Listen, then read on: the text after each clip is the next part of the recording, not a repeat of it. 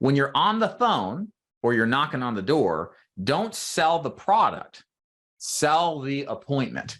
You see, ladies and gentlemen, when you're selling final expense, there's something about being inside at the kitchen table in the prospect's home that allows you to get into a presentation and to explain things in more detail without as much suspicion as you will receive if you're selling or if you're at the phone or in person at the door trying to sell the product. So let me give you an example of what I mean.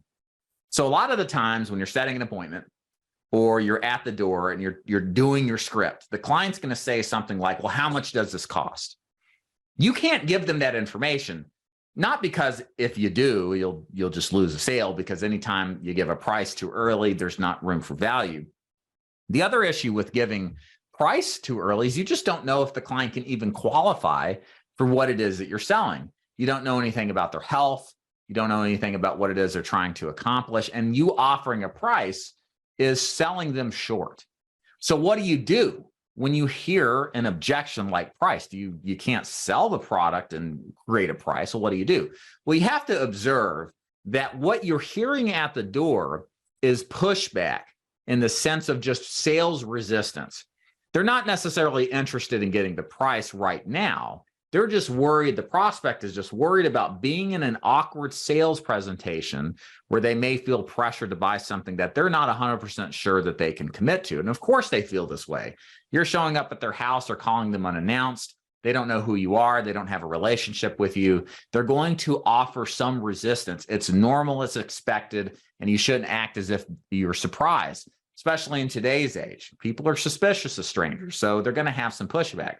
But the thing is, and the thing you got to do, is you have to be prepared to overcome that natural resistance against a fear or suspicion.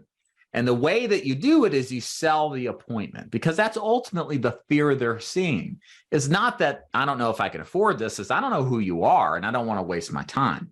So one of the things we do at the door or when we're setting the appointment is we say, whatever they say, it's about price, it's about I'm busy. It's generally the same thing. It's what we call the ask method. We answer the objection, we sell the appointment, and then we close to get into the door to set the appointment. So it sounds something like this.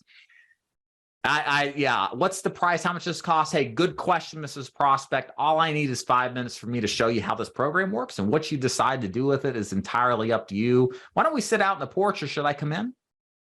So what did I do here? I didn't address the price. I complimented her and said, that's a good question. And then I went into selling why we need to do the appointment. My job is just to deliver this information. What you do with it's entirely up to you. So I sell them on, hey, I'm just doing my job. It just takes 5 minutes. Sometimes I'll insert that in. And then I say, what you do with it's up to you. It's a great way to say there's no obligation. You don't have to buy from me. There's no risks, right? Because that's what people are worried about. And then the closing technique is, do you want to sit out in the porch or should I come in? And so I'll offer them a yes to the porch or a yes to coming in. If I'm on the phone, everything I said in that script would be the same except the close. I would offer 2 different appointments. Should I come over at 2 o'clock or does 10 work better? Do you say yes to this time or do you say yes to that time? Notice I'm framing the question where yes is the only answer, and I'm going to get more appointments booked. And I'm going to get into more doors by doing that. Very valuable lesson. But as soon as I start saying, well, you know, the price, it can be as low as $2, it can be as high as $200.